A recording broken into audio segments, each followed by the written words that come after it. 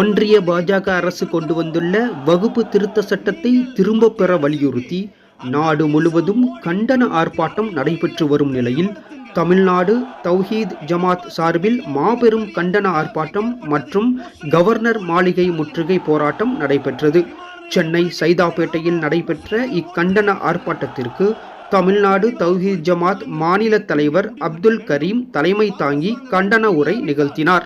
இன்றைக்கு கவர்னர் மாளிகை முற்றுகையிட்டிருக்கிறோம். நீங்கள் மத்திய அரசிற்கு அந்த அமித்ஷா மோடியின் கன்னத்தில் அறையும் வகையிலே தெளிவுபடுத்துங்கள். என்னப்பா சென்னையிலே மிகப்பெரிய டிராபிக் ஏற்பட்டது, முஸ்லிம்கள் மூழ்கி விட்டார்கள் என்று விமான நிலையம் முடங்கிவிட்டது. ஆமாம், முஸ்லிம்கள் முற்றுகையிட்டார்கள். தெளிவாக குறித்துக் கொள்ளுங்கள். இதற்கு நீங்கள் முடிவு கட்ட வேண்டும்.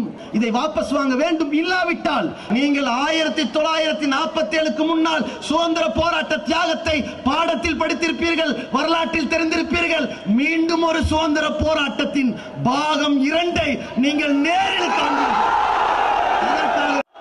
இக்கண்டன ஆர்ப்பாட்டத்தில் தமிழ்நாடு தௌஹீத் ஜமாத் அமைப்பின் முக்கிய நிர்வாகிகள், பெண்கள், குழந்தைகள் என பல்லாயிரக்கணக்கானோர் திரண்டு ஒன்றிய அரசிற்கு எதிராகவும் வகுப்பு திருத்த சட்டத்திற்கு எதிராகவும் கண்டன கோஷம் எழுப்பினர்.